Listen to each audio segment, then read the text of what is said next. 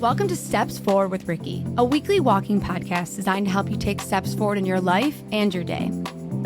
Happy Monday.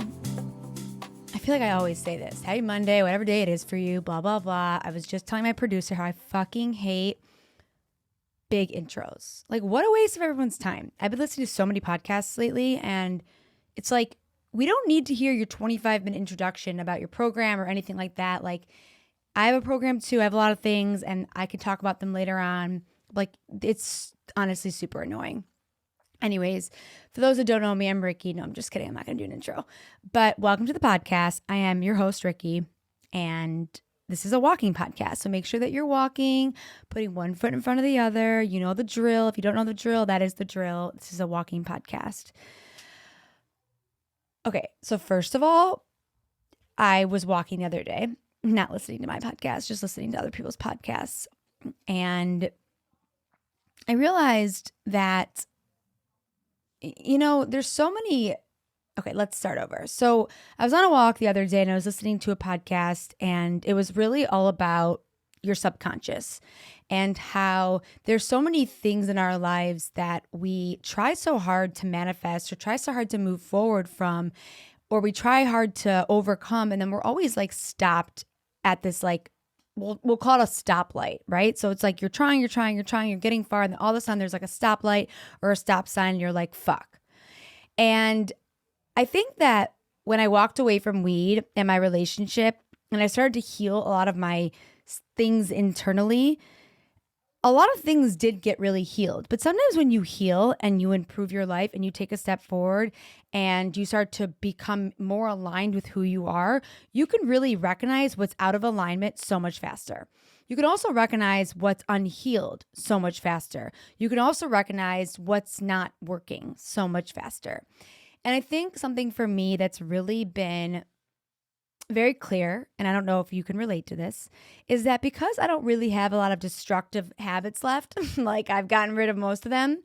You know, I'm not like a huge drinker. I'm not getting high. I'm not staying in things too long. I'm not fucking my life up. You know, I'm in a really good place, and I've really been stepping into my full leadership and my voice and all the things. So, you know, when you take a lot of your destructive habits away or behaviors away, you get a really good glimpse of what's really going on internally. And I've made some realizations lately, and I think that maybe you'll relate to them. Maybe you're not in the place that I'm in. Maybe you're a couple steps behind me, or maybe you're just starting your journey of transformation, or just starting your journey of walking away from weed or that relationship or whatever it is for you. I am in a great place in my journey because I am almost 1 year clean, which is literally insane. I don't even understand like when that happened. I know, I'm not going to say I don't know how that happened, because I know how that happened, because like I literally did it.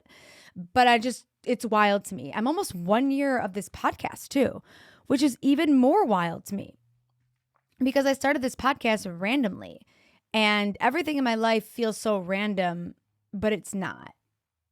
You know what I mean? Like, it's not random because you made the decision and it was the right decision. It wasn't a random decision. It may feel like a random decision because it was a random time that you made it, but it wasn't really a random decision. Anyways, so that, like, for me, just being able to look back at my life and being like, wow, it's been almost 1 year since you walked away from weed. Like, wow, it's been 1 year since you started this random podcast and hired a producer when you had no name or concept for the podcast. Like, wow, it's almost been 1 year since your relationship ended. The relationship you never thought you could live without. And when I look at that and I'm like, wow, and it's been almost 4 months since living in LA. Like, how did all this happen? When did it all happen? And then when we keep moving, we're moving, and we are experiencing life, and we're experiencing these transformations and these healings. We're doing really great things. Sometimes we get really burnt out, or sometimes we experience a setback. And I've realized something about myself.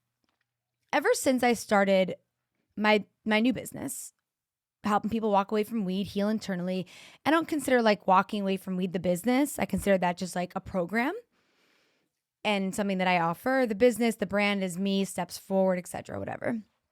But ever since I started this and I built my program, I've had so much fear I've had to work through. And it's so interesting because it's the same fears that I had when I was high, same fears I had in my relationship, not about my relationship, just the fears that I lived with every day. They're the same fears, except that I can see and feel them so much more clearly now because they're right in front of me. And I don't know if you can relate to that. Like once you get rid of certain things, it's not that everything goes away. It's not that you're 100% healed. It's just that what isn't healed or what's still there is just so much more visible. And this is why I got so burnt out, because my fears were driving me. Momentum was driving me for a little bit. Inspiration was driving me for a moment. Impact always drives me. But then my fear was driving me. And I don't think that fears are always a bad thing because sometimes they put fire under your ass. But for me, like with my business and with helping people and all the things I've been doing, like some of it's been coming from fear. Fear of like not being successful. Fear of not helping people. Fear of not making a certain amount of money. Fear of just not being able to get clients without like killing myself. And I share this not because like this is not always like easy for me to share because it's like that's my business and I don't know what it is about business to me or like being an entrepreneur to me that like it feels harder to talk about. Maybe it's because like I don't want anyone to think that like I'm not qualified to like lead them. Like I don't really know what it is. It's so stupid because like everything about everyone is human. And it's like it shouldn't be a big deal, right? But sometimes we just have certain things that we just feel more uncomfortable about. And I think for me, like when I was like hustling so hard, it was driven so much in fear.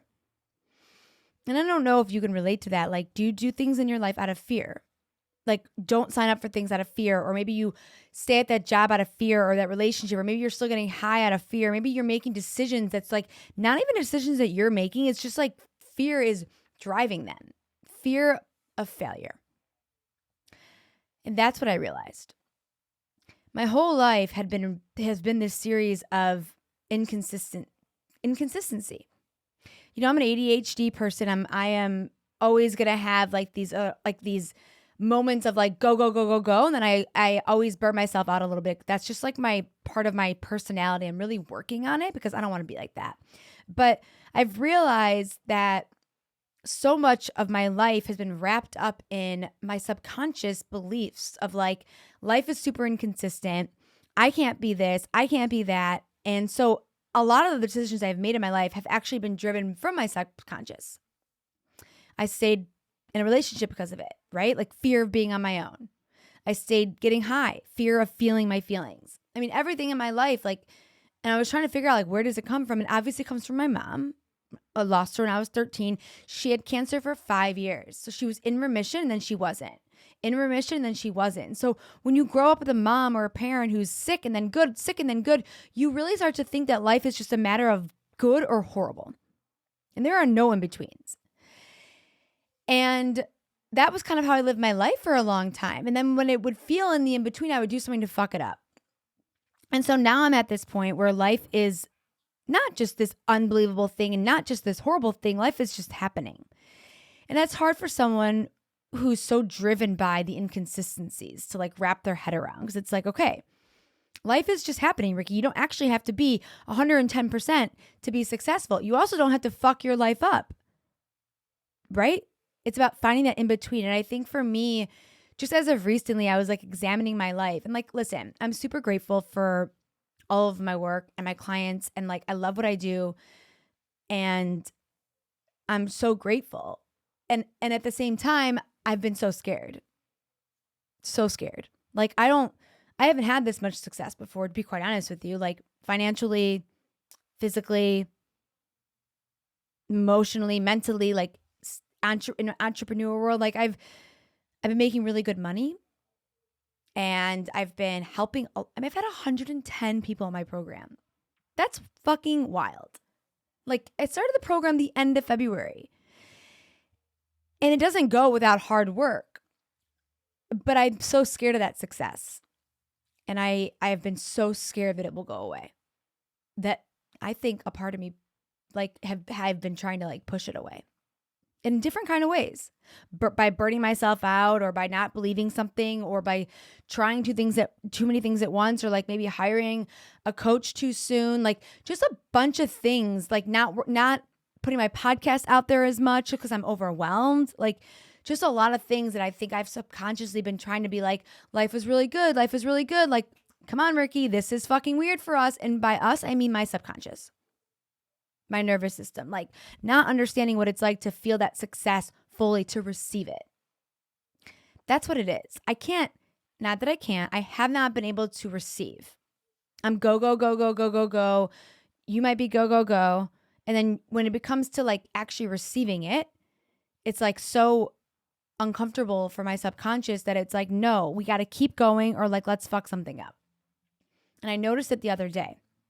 I do the same shit with my body, like my gut, or if I'm feeling really good in my body, I'll like, after a few weeks, like maybe I'll do some emotional eating, right? Or maybe like when my business is going really well, my apartment's a mess, or my apartment's a mess, like I'm crushing it with the food stuff.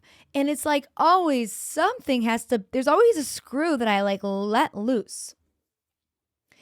And it's okay because it's good because you recognize it. I recognize it. Maybe you're starting to think in your life like, wow, like, holy shit, I didn't realize I do that too. We all do that in some ways, but I can't do it anymore. I like literally cannot. This is the same feeling that I had when I walked away from weed and my relationship. Like, I cannot do this anymore. I cannot sabotage. You cannot keep sabotaging. You can. You absolutely can. But the work that needs to be done will allow you to step away from that. And I thought about this morning and I looked at myself in the mirror and I literally was like, you deserve this. Like, that's who you truly are. Without the subconscious bullshit, without the trauma and the pain, like, who are you really? And it's important to ask yourself that, because how many decisions are you just making out of your subconscious? Like, do you even know? Are you even aware of like the destructive decisions that you're making every single day? Some of them might be bigger than the other. It's like the destructive decision could just be leaving your clothes on the ground. And I think for me, it's even more, it's not painful, it's aggravating, because I have a lot I want to do and I'm going to do all of it. Like I am. I know that. I'm going to keep growing my business, keep helping people, speak on stages one day, like write a book, all the things. But I cannot take my old programming with me. It just doesn't work. It's, by the way, the only reason I walked away from weed is because I reprogrammed. There's no way that I could have walked away from weed or been okay to walk away from my relationship if I didn't step into my future self first. I had to believe that I could. And I think for a lot of people, they don't have like evidence yet. So they're waiting for they're like trying to manifest shit and they're trying to reprogram their subconscious as the same person they are now. And today I literally was sitting down. I'm doing this thing now twice a week where I'm just sitting with myself for 3 minutes outside. Like, I don't call it meditation. I don't really call it anything. I just like sit there and close my eyes and I'm like, whatever.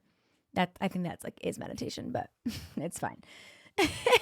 And I'm like, and the only reason I'm doing it is not for my thoughts. It's for my body. Like, I just want to feel what comes up in my body. And I'll just sit there. And it's the most amazing experience. You would think that someone like me would have a really hard time with it. I actually thrive. I think it's because there's a part of me that like needs it so badly. It's like I can rest. And what I've realized is, so what I'm doing now is I'll name something in my head. I'll be like, what does it feel like to make $10,000 a month? I'll say that out loud. And then I'll close my eyes and I'll just sit with the feeling. What does it feel like to make $10,000 a month? What does it feel like to make $10,000 a month? Or I make $10,000 a month. I make $10,000 a month. This is an example. And I'll literally just feel what comes up in my body. Is it make me feel expansive? Do I have a lot of fear? Or is it in my stomach? Is it in my chest? Like, what comes up when I keep saying these things out loud? And what comes up when I say like, this, I'm going to meet the love of my life. This is what it's going to feel like. Or I'm going to move into this new apartment that I'm looking at. What does it feel like in my body? And the first thing that comes up is fear. I literally feel fear everywhere in my body, like a horrible feeling in my stomach, a horrible feeling in my chest. And then once I say it a little more and I actually ease into it, I become less scared of it. It becomes more real to me. And so this is the problem, is that it's not necessarily a problem, but this is what I'm discovering about myself. It's just like, I have so much fear that I have living in my body, fear of making a certain amount of money, fear that it's not possible. Fear it's not possible to create all the impact. Fear that like I can't get these things that I want in life that I know that I can get, but my subconscious is so nervous about it. And it's seeping into my body, and it's like creating this vicious cycle of like, oh, let's emotional eat. Like, oh, go fuck it up, or oh, go do this, right? And so we have to get out of our heads in order to understand what's going on in our heads. We have to get into our bodies, and we have to understand that some of the decisions that we're making are not really conscious decisions.